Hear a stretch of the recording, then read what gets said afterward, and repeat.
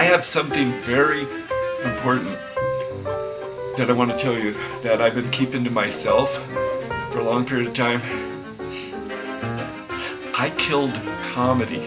I know this is true because I used to learn how to be a TV cameraman at a local cable access show, and that is until the mayor sold it for bandwidth. But anyway, and so I was coming out of the studio, and one of their instructors come up to me, this tall Native American guy with that deep ponytail in back, and he looked at me and he says, "I know you. I was there that night.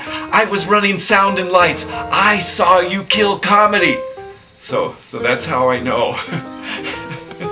And so it seems that I have the secret, I have the recipe, I have the story of how I can kill comedy.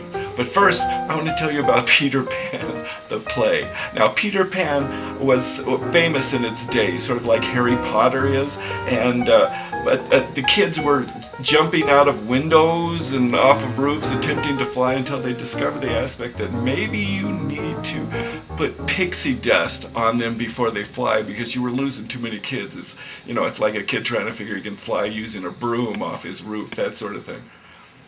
But anyway, Peter Pan is always played by a very agile woman, a young lady, and I was in a production at our local little theater. I got to play a pirate. I had this big scar across my face. And I knew it was a little theater because all the actresses were really tiny, and I went up to him and said, "Yeah, this really is a little theater." And one of them elbowed me right in the crotch, but that's another story.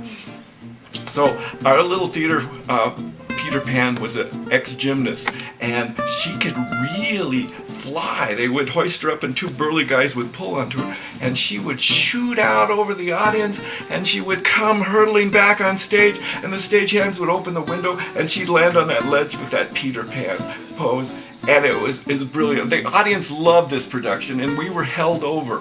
And in that extra week, I know we were rewarded with champagne and cake, and I think champagne and cake really goes over with Lost Boys. I don't know why. But so we were held over this next week, but the gymnast came down with food poisoning or got the flu or something, and the show had to go on, and our understudy was this 14-year-old boy, and he had never done the part before, he never had flown, and no, we're not gonna fly, man. He freaked out. He was tiny, he hadn't hit his growth spurt yet, and he started jumping up and down. No, you have to fly me, I want to fly. Oh, what the hell. So they cinched him up and got him all tight in his. And when 10 minutes into the play, when he enters the children's room, they hoisted him up and he shot out over the audience. Now, I don't know if it's because the cinch was too tight or maybe he was too excited, but about the time he hit the edge of the stage, he started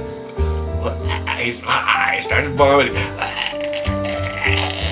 And he threw up in this giant rainbow over the whole audience. And he comes hurtling back at the stage, and the stagehands were so astonished they forgot to open the window, and he plows in the window, bonk! He hits the window, and he's dangling back on the floor, the big slobber hanging off his mouth. He's going like that, and all I remember is that the manager of the theater just closed the curtains and told the audience to go home, and they didn't even ask for their money back. They just left. It was only 10 minutes into the play, and yeah, that's my Peter Pan story. Happy birthday to you. Happy birthday to you. Happy birthday, dear Jeffrey. Happy birthday to you.